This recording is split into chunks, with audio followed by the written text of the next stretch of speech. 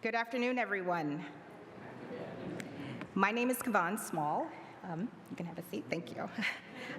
I'm the director of the Office for Civil Rights in the Justice Department's Office of Justice Programs.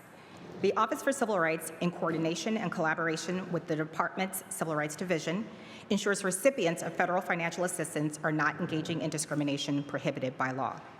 On behalf of the department, I have the privilege and the honor of welcoming you to today's program commemorating the 60th anniversary of the Civil Rights Act of 1964. We welcome all of you in the audience, both here and online, including our colleagues from DOJ who work to uphold the values and mandates of this act every day. The Civil Rights Act stands as a powerful declaration of our nation's commitment to equal justice under law. We are here today to celebrate its legacy, but also to recommit ourselves to the work that remains in fulfilling its promise. Many of us here are charged with enforcing the provisions of this landmark piece of legislation, and every one of us, in some way, embodies its principles. The Justice Department played a special role in securing passage of the Civil Rights Act. And like many of you, I feel a strong personal and professional connection to this history. Nicholas Katzenbach, who as Deputy Attorney General helped lead the department's civil rights work. He chaired the commission that conceived of a federal office responsible for supporting equal justice and public safety in America's communities. That office went on to become the Office of Justice Programs, where I am so proud to work today. Many in this room can draw similar connections. In truth, we all can lay a special claim to the achievements and the responsibilities associated with the Civil Rights Act. We are honored to be joined today by distinguished speakers who will reflect on the meaning and the unfinished work of the law. We'll hear from Justice Department leadership and from a distinguished panel of experts working on the front lines of civil rights policy and enforcement. To begin today's observance, we'll hear opening remarks from 5 leaders at the Department of Justice: Attorney General Merrick Garland, Deputy Attorney General Lisa Monaco, Acting Associate Attorney General Ben Miser, and the Head of the Community Relations Service, Justin Locke. Attorney General Garland and Deputy Attorney General Monaco have to leave us early for prior commitments, but we know they are leaving us in great hands with today's lineup of speakers. We will also see the Attorney General Garland later this afternoon for the post-program reception. Throughout his leadership, the Attorney General has spoken of equal justice as a pillar of our mission at the Department of Justice and as central to our founding charter. His deep commitment is reflected in his support of the work of our Civil Rights Division and offices like mine across the DOJ that strive to make real the promise of the Civil Rights Act. Please join me in welcoming the Attorney General of the United States, the Honorable Merrick B. Garland.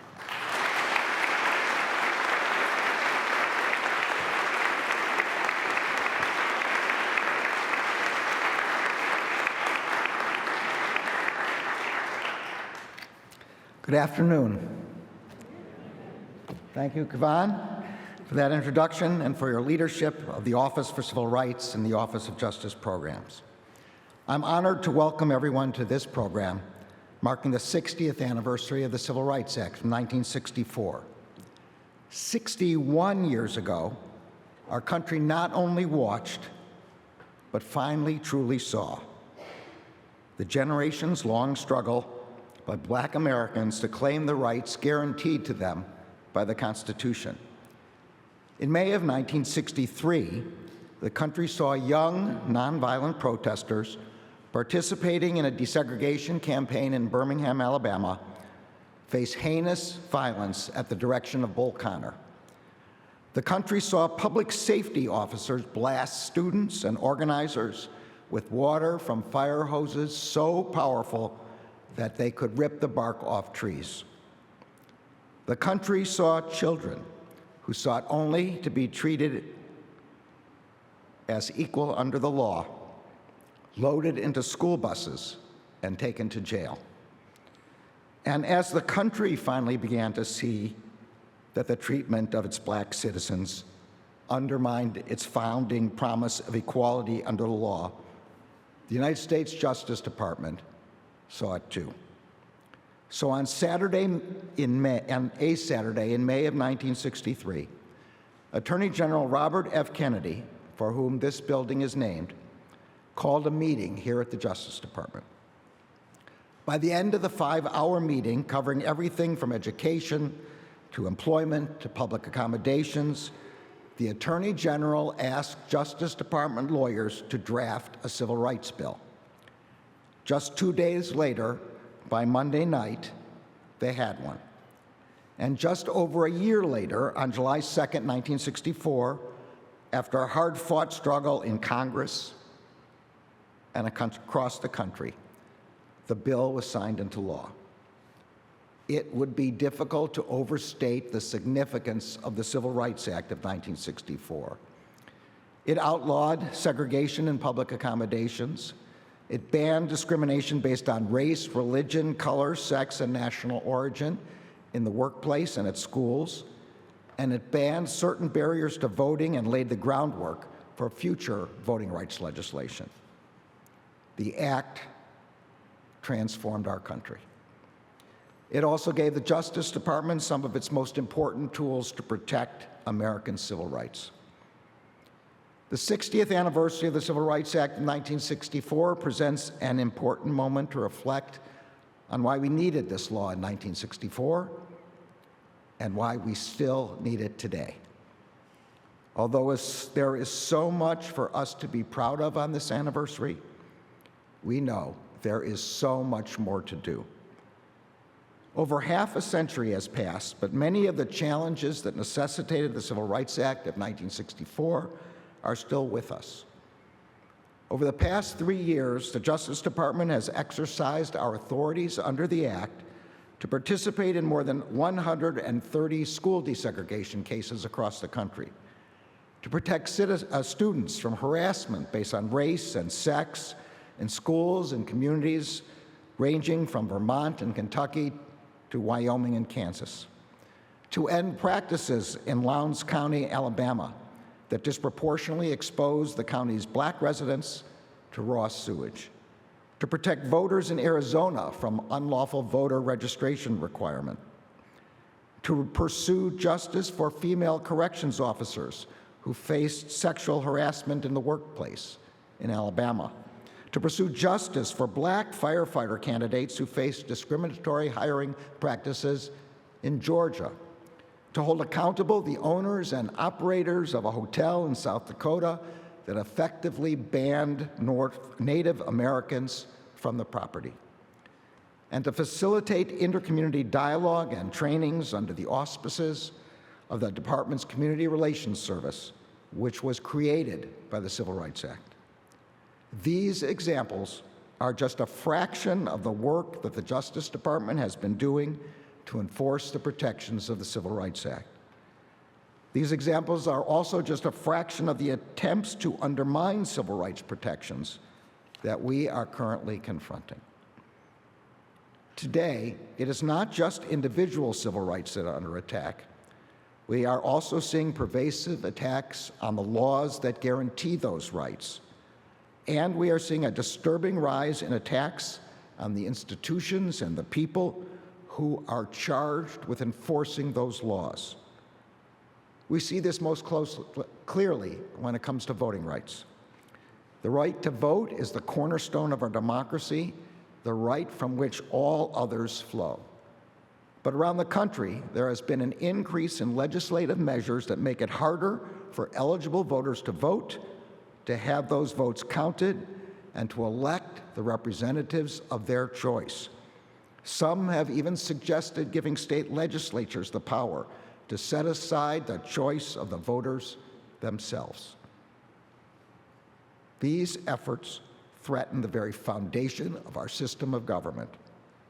Efforts to undermine the right to vote have also expanded to include a disturbing rise in threats of violence against the citizens we rely on to fairly administer voting: state and county elected officials, career administrators, and even volunteer poll workers. These threats of violence against those who serve the public come alongside continued violence and threats of violence directed at people solely because of who they are, where they are from, what they look like, whom they love, how they worship, or what they believe. This is not the way our democracy is supposed to work. The promise of our democracy is that individuals will not have to fear that the color of their skin or where they work or who they are will make them targets of violence. The promise of our democracy is that public servants will be able to do their jobs without fearing for their safety. The promise of our democracy is that all people will be protected in the exercise of their civil rights and in the peaceful expression of their opinions, beliefs, and ideas. In a democracy, people vote, argue, and debate, often loudly, in order to achieve the policy outcomes they desire. But the promise of our democracy is that people will not employ violence to affect those outcomes. The promise of our democracy is that every one of our citizens will recognize the inherent dignity and equality of every other. And critically, the promise of our democracy is that all people will be protected and treated equally under the law. Working to fulfill that promise is part of the historical inheritance of this department. The Justice Department's first principal task upon its founding in the wake of the Civil War in 1870 was to protect the civil rights guaranteed by the 13th, 14th, and 15th Amendments. This meant confronting white supremacists who use extraordinary violence and threats of violence to prevent Black Americans from exercising their voting rights. In the next few years, DOJ lawyers successfully prosecuted hundreds of members of the Ku Klux Klan. Those efforts helped to secure a brief period of meaningful Black voting rights in parts of the former Confederacy. But the federal commitment to protecting Black voting rights waned as Reconstruction drew to a close. Many people in this room will tell you that I speak often about the importance of the Justice Department's founding and about how its charge to protect the civil rights of all Americans continues to guide us to this day. But the near century of inaction that followed the department's founding, in which the federal government failed to meaningfully protect civil rights, is also a history we must remember.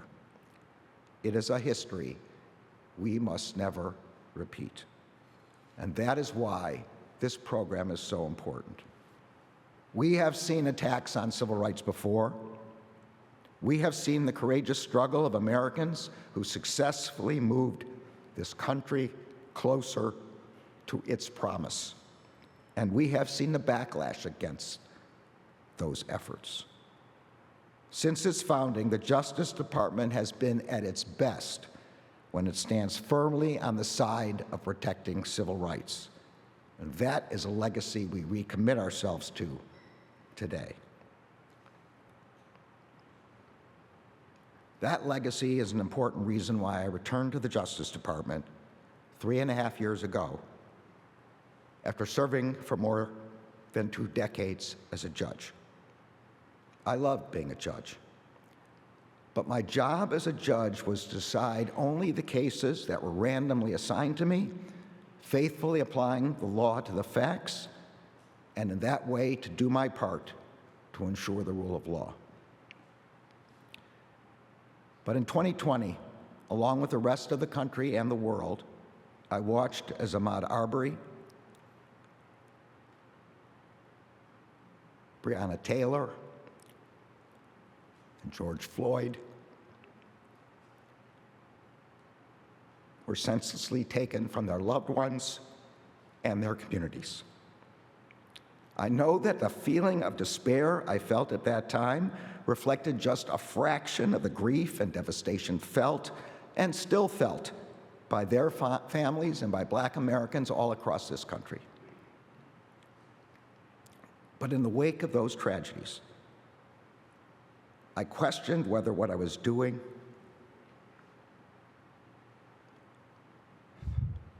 with the time given to me was enough.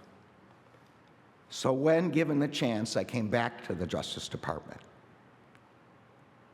I came back to this place with its history of stepping up for equal justice when it was needed the most. And that is what the Justice Department is doing today. As we continue to enforce the provisions of the Civil Rights Act of 1964, we are using every authority we have to protect civil rights. We are using our authorities to ensure constitutional policing by pursuing accountability on both an individual and systemic level. We are doing everything in our power to defend reproductive rights protected by federal law. We are enforcing the laws prohibiting lending discrimination, and we are securing relief for victims of that discrimination. We are using every authority we have to protect the right to vote. We are aggressively disrupting, investigating, and prosecuting the hate crimes that victimize individuals and terrorize entire communities. And we are bringing the perpetrators of those crimes to justice. We are using the Civil Rights Act of 1964 and other authorities to protect the rights of LGBTQ Americans to live free from discrimination, harassment, and violence. And we are prosecuting threats of violence that target the public servants who administer our elections and who ensure the functioning of our democracy. We will not back down in our effort to defend civil rights and to defend our democracy.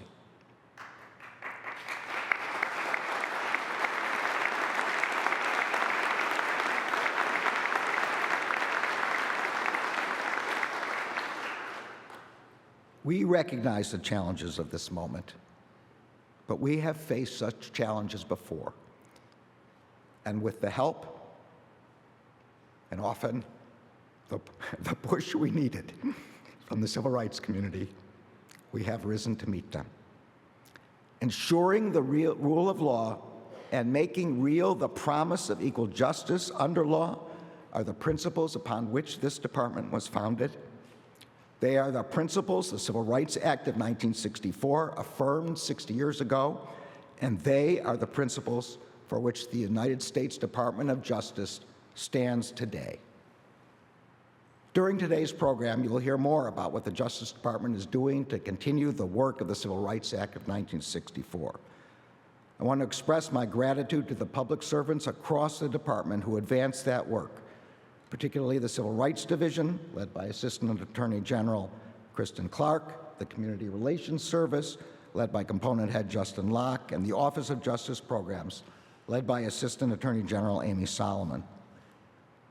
I also want to thank Shaylin Cochran.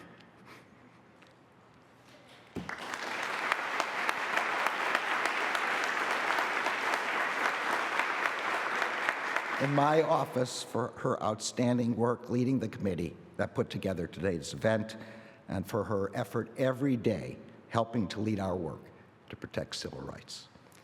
And I'm deeply grateful to the department's leadership team, the Deputy Attorney General Lisa Monaco and Acting Associate Attorney General Ben Miser, both of whom you will hear from in just a moment. I am proud to work with all of you. And now I would like to ask the Deputy Attorney General to deliver her remarks. Thank you.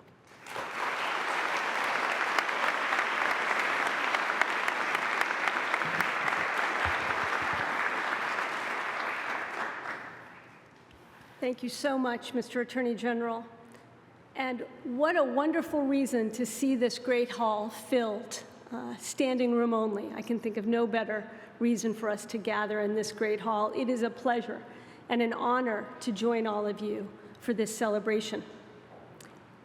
In June of 1963, Attorney General Robert F. Kennedy appeared before the House Judiciary Committee to advocate for the passage of the Civil Rights Act.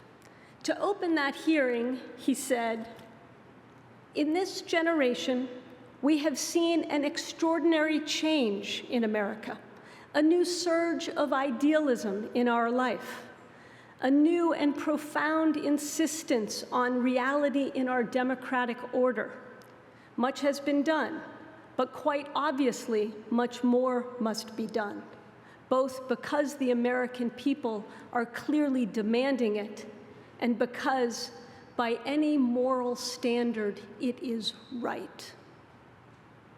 A year later, after a long, hard fight, the Civil Rights Act became the law of the land. And today, it remains the bedrock of our work to promote equal justice under the law. The Civil Rights Act of 1964 is a story of how the Department of Justice not only addressed the inequities of the present, but also how it anticipated those of the future. Guided by our nation's civil rights leaders and organizers, the department dared to look ahead, imagining what equal treatment under the law meant in public life, from education to employment and beyond. As we celebrate 60 years of the Civil Rights Act, it's vital to acknowledge how far we've come, and even more important, though, to acknowledge that our work is unfinished. The extraordinary change in America that Attorney General Kennedy described in 1963 has only hastened. Our progress is evident. The passage of the Civil Rights Act was a watershed moment in our country's march toward a more perfect union, outlawing segregation in public accommodations and banning discrimination in public schools and in the workplace. But of course, as we know all too well, discrimination persists. Indeed, we have much more to do to stop hate, intolerance, and bias from being exacerbated and, indeed, accelerated, including by technology. The architects in 1964 could not have anticipated how misuses of technology, from cybercrime and artificial intelligence to social media algorithms and beyond, how they could pose a threat to the very rights and opportunities protected by the Civil Rights Act and successor legislation like the Voting Rights Act. And we've seen it when folks search for a home, apply for a job, receive medical care, and in too many other instances. We've seen how it can crack open a window for foreign adversaries and bad actors to divide and mislead voters, threatening their most fundamental right, the right to vote. But 60 years later, because of the Civil Rights Act, bias fueled by automated systems is still bias. Hate accelerated by advanced algorithms is still hate. And discrimination enabled by artificial intelligence is still discrimination. More than half a century after its passage, the Civil Rights Act still offers the framework and legal tools to protect those whose civil rights are threatened by whatever comes next. And as a department, we understand and accept our responsibility to lead on evolving issues that impact basic rights. It's why our Civil Rights Division fights every single day against discrimination in all its forms, including when it's enabled by technology. That's why the department secured a landmark settlement against Meta for the discriminatory use of algorithms to serve up housing ads based on protected characteristics like race and sex. That's why the Civil Rights Division has led 9 federal agencies to commit to core principles of fairness, equality, and justice as emerging technologies like AI become more common. And that's why Assistant Attorney General Clark is coordinating civil rights enforcement across the federal government to execute on the President's executive order on artificial intelligence.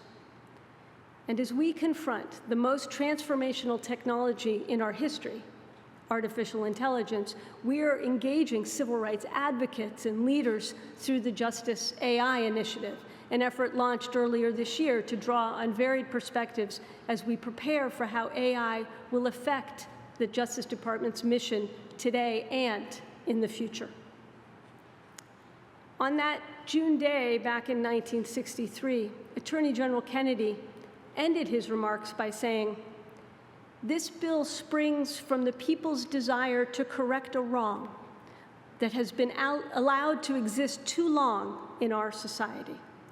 It comes from the basic sense of justice in the hearts of all Americans. The anniversary we mark today represents this department at its very best, seeing past wrongs and righting them. Today, we also recognize and reaffirm our responsibility to keep pushing that work forward and to meet the current moment. Thanks to all of you, colleagues, advocates, leaders, organizers, for your commitment to advance the promise of the Civil Rights Act and for lighting the path ahead.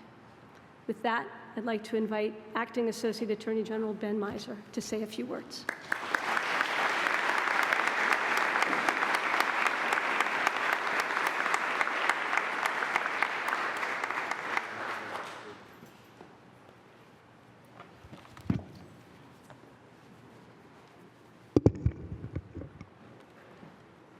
Thank you, Deputy Attorney General Monaco. As we gather to celebrate and reflect on the Civil Rights Act of 1964, we have to start by acknowledging the debt we owe to the countless individuals whose tireless efforts and unyielding bravery were critical in the fight to dismantle deeply ingrained systems of discrimination and segregation. We are here today because of their struggle, sacrifice, and courage. 60 years ago, in his remarks on signing the act, President Johnson recognized that millions of Americans were being deprived, as he put it, of the blessings of liberty. The purpose of the landmark Civil Rights Act was, he said, to promote a more abiding commitment to freedom, a more constant pursuit of justice, and a deeper respect for human dignity. We have made great strides since that time, but we must never let up in our constant pursuit of justice. As the Attorney General and Deputy Attorney General have highlighted, the Act gave this Justice Department critical tools to protect American civil rights, and we have heard about some of what the department has accomplished by using those tools. I also want to take this moment to highlight some of the enforcement work we've done in partnership with others, as well as some of the work beyond enforcement that the Act has empowered us to do. In so much of our important enforcement efforts under the Civil Rights Act, the Justice Department has worked alongside valued partners, including our colleagues at other federal agencies and outside civil rights organizations. And we are grateful to have so many of those partners in the room today. For instance, we have worked with the Department of Education to combat harassment and discrimination that limit students' opportunities based on race, national origin, sex, religion, and disability, and to address harassment and discrimination in the workplace. We have partnered with the Equal Employment Opportunity Commission, or EEOC, which was itself created by the Civil Rights Act. These and many more partnerships illustrate how the Justice Department is working with our esteemed partners to achieve broad enforcement of the Act's protections. But enforcement tools were never going to be enough to make good on all of the promises of the Act. So Congress also created the Community Relations Service, or CRS, to be America's peacemaker. CRS's conciliation specialists are trained to empower communities to mitigate tensions and develop frameworks for reconciliation, signaling just how central that work was and is in advancing the goals of the Act.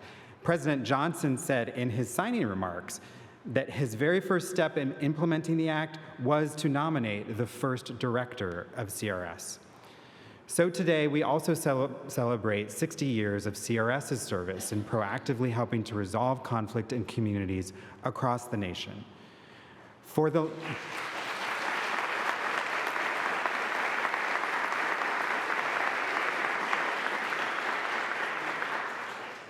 the last 60 years, CRS conciliators have been both on the front lines and behind the scenes, providing mediation and facilitation services at most of our nation's major civil rights conflicts. In 1965, when Dr. Martin Luther King Jr. and the Southern Christian Leadership Conference led a march on Selma in support of Black suffrage, CRS was there, mediating between demonstrators and law enforcement along the route. In 2014, when protests took place in Ferguson and across the country against inequalities in the criminal justice system, CRS was there. And in 2020, when Americans took to the streets in numbers not seen in decades to protest racial injustice, CRS was there, working in communities across the country to help stakeholders. CRS has worked to reduce racial tensions in schools and helped foster supportive and inclusive learning environments across the country. And through its expanded authority under the Matthew Shepard and James Byrd Jr. Hate Crimes Prevention Act, CRS is helping communities prevent and respond to hate crimes and other incidents of bias. The alchemy of peacemaking is tricky and demanding, but it was and continues to be an indispensable component of securing the promises of the Act, and CRS has always been up to the task and continues to be so today under Justin's tremendous leadership. As we spend the rest of the day reflecting on how the Civil Rights Act of 1964 shaped our country for the last 60 years, may we renew our shared commitment and partnership to fulfilling its mandate and our country's promise of equality for all. Thank you.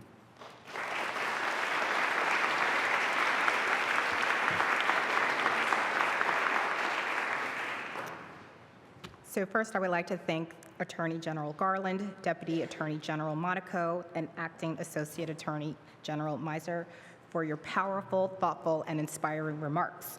Before we return to our speakers, we have a short video documenting the history of the Civil Rights Act that we are pleased to share with you.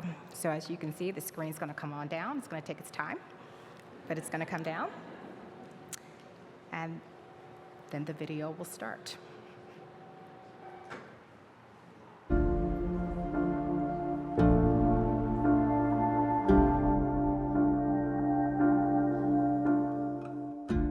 We hold these truths to be self-evident, that all men are created equal, that they are endowed by their Creator with certain unalienable rights.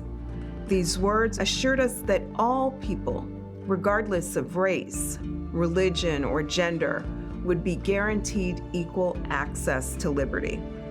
However, it would take nearly 200 years and generations of struggle before people of color would see these rights realized. Equal access to voting, public spaces, public education, and employment had finally become law when President Lyndon Johnson signed the Civil Rights Act of 1964. But how did the Civil Rights Act of 1964 come to pass? What was the Justice Department's role in its creation? In the spring of 1963, Reverend Fred Shuttlesworth, James Bevel, and the Reverend Dr. Martin Luther King sought to bring attention to integration efforts in Birmingham, Alabama, and throughout the American South through nonviolent direct action known as the Birmingham Campaign. On Good Friday, King was arrested for protesting without a permit. Refusing bail, King remained with other protesters for 8 days while he wrote his famous thesis on civil disobedience, the letter from the Birmingham jail. It was in the jail cell of what King called the most segregated city in America that he penned his famous phrase, "Injustice anywhere is a threat to justice everywhere." Meanwhile, the Birmingham campaign was running low on volunteers, so James Bevel began recruiting students to join the protests with great effect.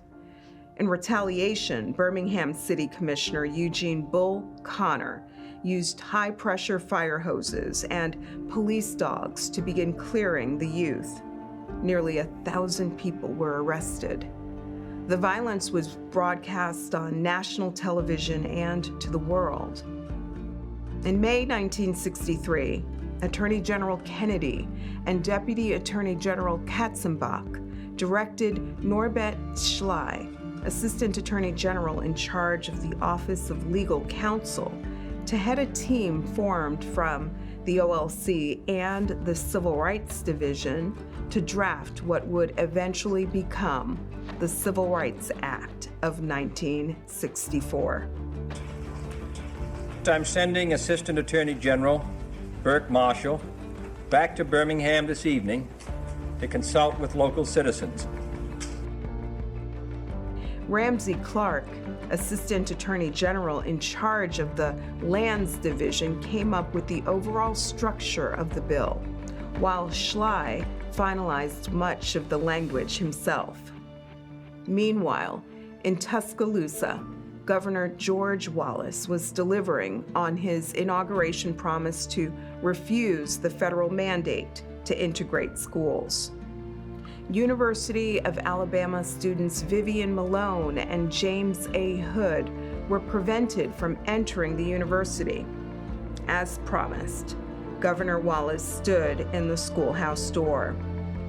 Attorney General Kennedy sent Deputy Attorney General Katzenbach and federalized the Alabama National Guard to escort the students. That evening, President Kennedy addressed the nation. The events in Birmingham and elsewhere have so increased the cries for equality that no city or state or legislative body can prudently choose to ignore them. The fires of frustration and discord are burning in every city, north and south, where legal remedies are not at hand. We face, therefore, a moral crisis as a country and a people. It is a time to act in the Congress, in your state and local legislative body, and above all, in all of our daily lives. Led by the Department of Justice, the Kennedy administration began building bipartisan support for comprehensive civil rights legislation. However, it was the full weight of the grassroots civil rights movement that propelled this work forward.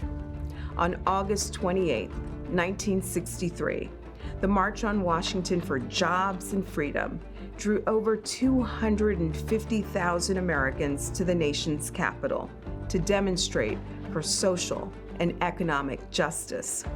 Organized by Bayard Rustin and A. Philip Randolph, grassroots leadership from the Congress of Racial Equality, the Student Nonviolent Coordinating Committee, the Southern Christian Leadership Conference, the NAACP, and the National Urban League brought civil rights, labor, and religious organizations together under a common banner: jobs and freedom.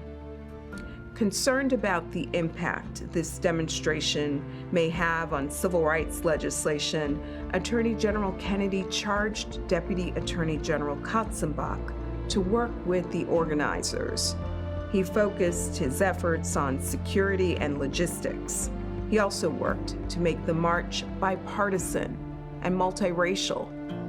In the late fall, the Civil Rights Bill cleared several hurdles in Congress and even won the endorsement of House and Senate Republican leaders. However, it wasn't passed. Then, on November 22nd, the unimaginable happened. The bill was in the hands of now President Lyndon B. Johnson. On July 2nd, 1964, after an outpouring of emotional support following President Kennedy's assassination, and more than a year of lobbying from Attorney General Kennedy and the Kennedy White House, the Civil Rights Act of 1964 was passed. In addition to civil rights being recognized, the bill also gave the department new authorities to combat discrimination in various forms and established the Community Relations Service. Today, we celebrate our predecessors' accomplishments in civil rights, and despite tremendous progress during these first 60 years of the Civil Rights Act, the fight for equal protection for all remains. However, many of our fellow Americans still face discriminatory practices. At the Department of Justice, we continue striving for a just and equitable future by upholding the law and guaranteeing civil rights for all citizens.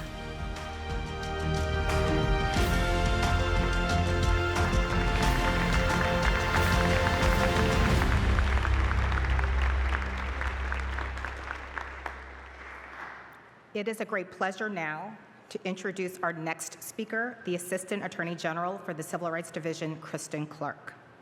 Assistant Attorney General Clark is a lifelong civil rights lawyer who has led the Civil Rights Division through a period of new and profound challenges in our society, with a rise in hate crimes and a renewed attack on voting access across the country. She has done so ably and eloquently, sending a strong message of support for the civil rights of all Americans. Please welcome Assistant Attorney General Kristen Clark.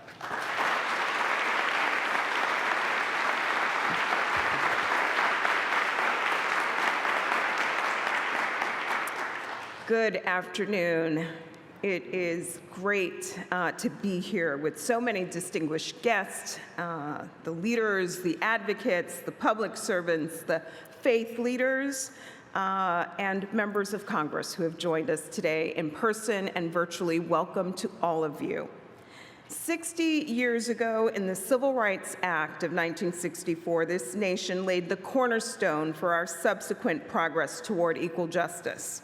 It may be difficult today to appreciate the strength and courage required to bring about this change because we know where the story ended. The civil rights proponents in the 1960s did not. Confident in the justice of their cause, but not its success, they advocated and protested. They suffered beatings and imprisonment, and some died. In fact, many in 1963 considered the effort chaotic. After all, Jim Crow still reigned. The South was key to President Kennedy's coalition, and the civil rights bill he proposed in February of 1963 was tepid at best. In Congress, too, the South dominated. Mississippi Senator James Eastland chaired the Judiciary Committee, where he killed more than 100 civil rights bills. In the House, all bills went through the Rules Committee, likewise chaired by a segregationist who buried civil rights legislation. But the advocates did not give up. Throughout 1963, Dr. King skillfully intensified the pressure for reform. In April, imprisoned for demonstrations in Birmingham, he wrote his letter from Birmingham jail, reminding the nation to let justice roll down like waters. In demonstrations, a horrified nation watched police blast them with water cannons, beat them with clubs, and tear into them with snarling dogs. Shortly after, President Kennedy proposed tougher civil rights legislation. When that legislation languished, civil rights advocates organized the March on Washington for Jobs and Freedom, where Dr. King's I Have a Dream speech inspired the nation with a vision of change. The advocates held firm despite unimaginable violence.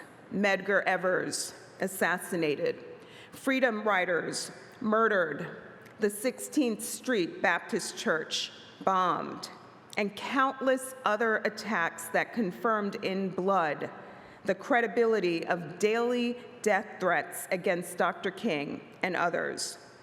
Ultimately, as we know, they prevailed.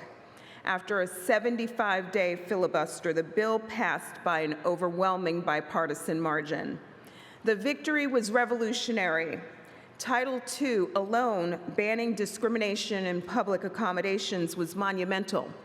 Plessy, after all, concerned public accommodations. The Montgomery bus boycott, the lunch counter sit-ins, and thousands of other protests addressed this type of discrimination. The odious daily rebuke telling Black people they weren't fit to sit near whites. And this practice is all but gone. But 60 years later, we know that much work remains to be done. But the '64 Act is a key reason we can do the work today. The Act enshrined a new chapter of equal justice, extended federal law to the conduct of private parties, and elevated civil rights as a federal priority. It also laid the groundwork for subsequent landmark reforms that advanced civil rights enforcement, protected voting and housing rights, and punished hate crimes. Under these tools, we have charged more than 120 defendants with hate crimes in over 110 cases since January of 2021.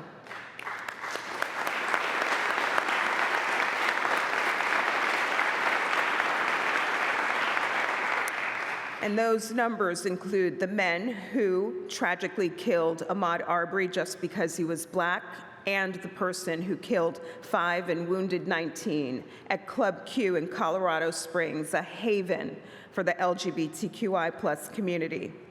We prosecuted more than 230 defendants in over 175 cases for police misconduct or otherwise depriving people of their rights while acting under color of law.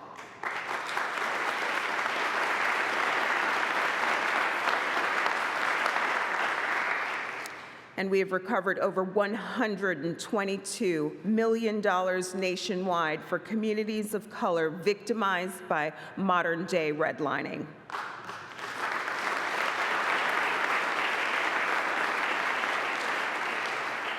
We fight to safeguard civil rights, challenging discrimination faced by voters of color as well as people with disabilities and the limited English proficient.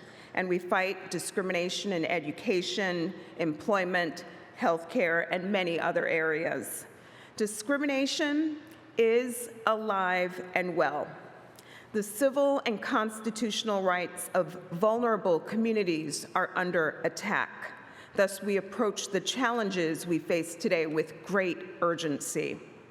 The 1964 Act laid the groundwork for our efforts. It remains a testament to the tenacity and courage of the heroes who fought, bled, and died to achieve it. Just as the March on Washington continues on annually in honor of the tremendous will of the people, we too honor the Act's legacy by rededicating ourselves every single day to the cause of equal justice our heroes so valiantly served. I'll now turn the floor over to my colleague, Justin Locke, who is the head of the Department of Justice's Community Relations Service.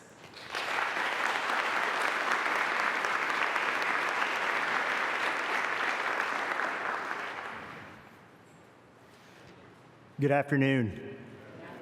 It's an honor to join us today as we commemorate the 60th anniversary of the passage of the Civil Rights Act of 1964, the act that birthed the component that I'm proud to lead, the Community Relations Service, America's peacemaker.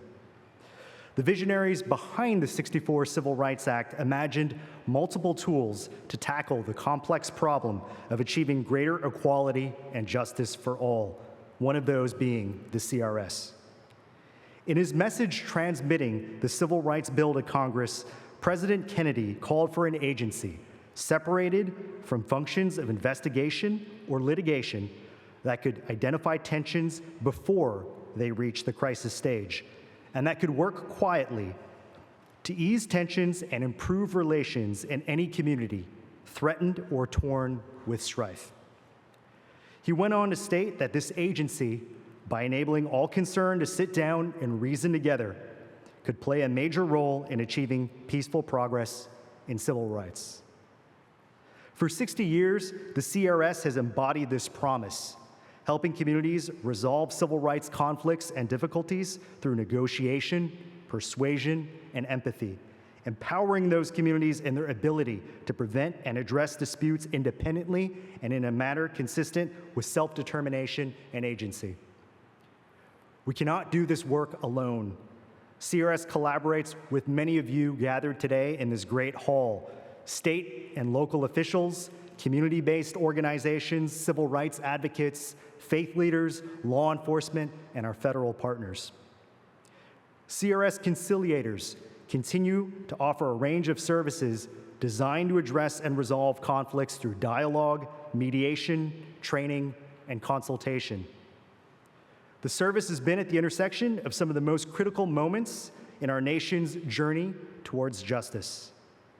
For example, in 2020, when Americans marched in solidarity with the people of Brunswick, Georgia, Louisville, Kentucky, and Minneapolis, Minnesota, following the deaths of Ahmaud Arbery, Breonna Taylor, and George Floyd.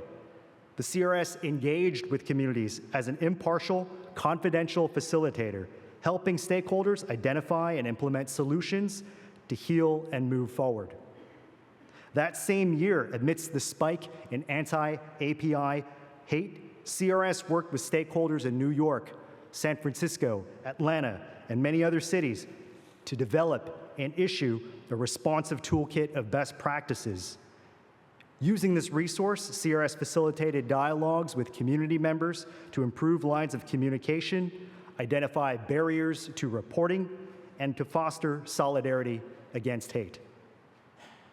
In 2022, the CRS engaged with the LGBTQI+ community, local and state agencies, and others after a shooting targeting a gay club in Colorado Springs, Colorado.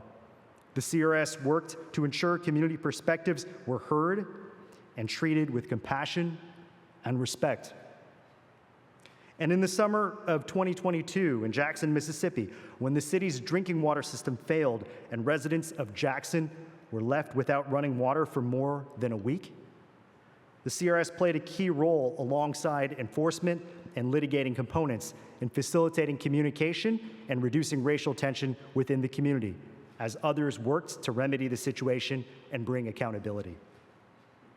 From mediating during civil rights marches in the South to addressing conflicts with tribal communities around sacred sites, to working with faith groups to protect places of worship and to recover in the aftermath of hate-fueled violence, the CRS has tenaciously worked to build bridges and to advance understanding. CRS services continue to evolve to meet the needs of America. We have developed resources specifically designed to address reoccurring issues. These programs include engaging and building partnerships with Muslim and Sikh Americans, working with the transgender community, strengthening police community partnerships, and facilitating meetings around community conflict. We are hard at work developing and revising additional programs to meet the needs of our amazingly diverse American experience.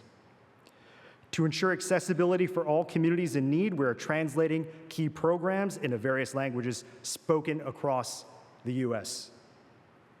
As our country faces new social and cultural shifts, the need for effective conflict resolution and community building grows. CRS stands ready to meet these challenges. We are focusing on staffing strategically to enhance our geographic coverage and provide services to previously unserved and underserved areas, including rural and tribal communities. We are addressing civil rights conflicts impacting American service personnel and veterans, and we are expanding our engagement with future generations, empowering them to be the peacemakers of tomorrow.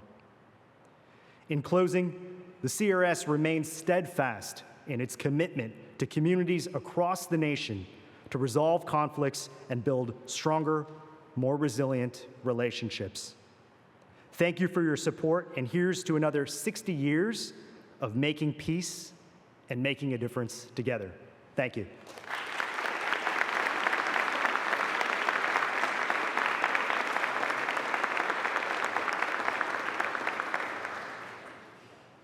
Thank you so much, Assistant Attorney General Clark and Component Head Locke, for your words of remembrance that will help inspire us to lean in and get to work.